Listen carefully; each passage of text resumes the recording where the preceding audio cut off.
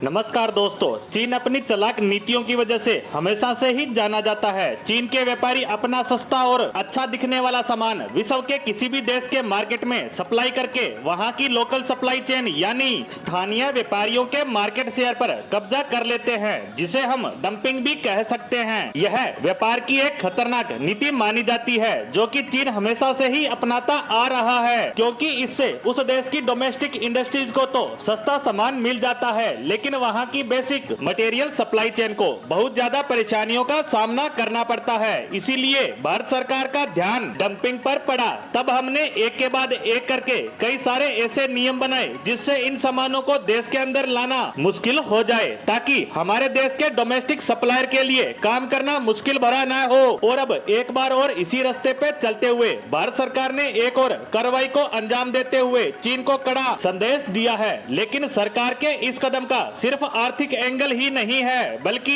एक बहुत बड़ा कूटनीतिक एंगल भी जुड़ा है, जिसे हम इस पोस्ट के माध्यम से समझने का प्रयास करेंगे। दरअसल खबर आई है कि भारत सरकार ने अपने लोकल व्यापारियों की परेशानियों को देखते हुए और उन्हें बचाने के लिए चीन से आने वाले कांच पर एंटी डंपिंग ड्यूटी लगाने का फैसला लिया है, जो हमारे व्यापारियों को बचाने के लिए एक बेहतर विकल्प है। क्योंकि हाल ही में भारत के कांच व्यापारियों ने सरकार से रिक्वेस्ट की थी और बताया था कि कैसे चीनी सप्लायर बेहद ही सस्ती कीमत पर कांच की सप्लाई कर रहे हैं, जो कि दिखने में काफी अच्छा है। और इसी वजह से देश के अंदर कांच की कीमतें हद से भी ज्यादा नीचे आ गई हैं, जिसका हमारे स्थानीय व्यापारी मुकाबला नहीं कर पा रहे। और अगर ऐसा ही चलता रहा तो आगे चलकर चीन हमारे ग्लास सप्लाई चेन पर पूरी तरह से कब्जा कर लेगा, जो व्यापार में हेल्थी कंपटीशन के लिए अच्छा नहीं होगा। जिसका ध्यान रखते हुए सरकार ने अब चीन से आने वाले 1.8 mm से 8 mm गिलास पर $243 की एंटी डंपिंग ड्यूटी लगाने का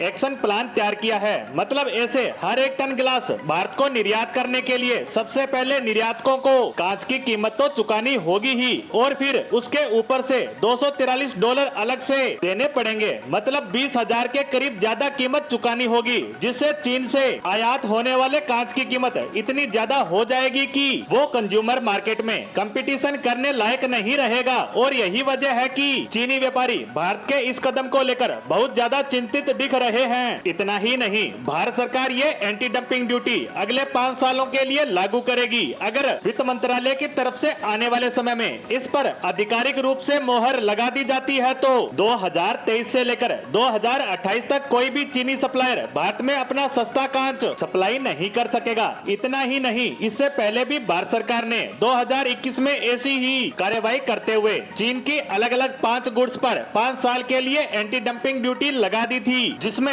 एल्यूमिनियम से जुड़े प्रोडक्ट और कुछ केमिकल से जुड़े प्रोडक्ट शामिल थे, जिनका इस्तेमाल करके चीन भारतीय बाजार के संतुलन को बिगाड़ रहा था। लेकिन अब एक बार फिर हमारे इस कदम से लोकल व्यापार को बहुत बड़ा फायदा मिलेगा और हमारे स्थानीय व्यापारी मजबूत इकोसिस्टम में काम करेंगे। अब इस डंपिंग ड्यूटी से कूटनीतिक फायदे की बात करें तो हाल ही में चीन की तरफ से एक स्टैंडर्ड मैप जारी किया गया था, जिससे भारत और चीन के बीच तनाव बढ़ गया है। ऐसे में भारत की तरफ से उठाया गया यह कदम चीन को नुकसान पहुंचाएगा, और अगर चीन अभी भी नहीं समझा तो भारत आगे चलकर ऐसे ही और कदम उठा सकता है, जिसका नुकसान चीन को ही उठाना पड़ेगा, क्योंकि उसकी विस्तारवादी नीति को पूरा विश्व समझ चुका है और वे चीन पर नकेल कसने लगे हैं और उसी राह पर चल रहा है। भारत इसी के साथ चीन पर लगी डंपिंग ड्यूटी पर हमारी आज की पोस्ट को यही समाप्त करते हैं। धन्यवाद।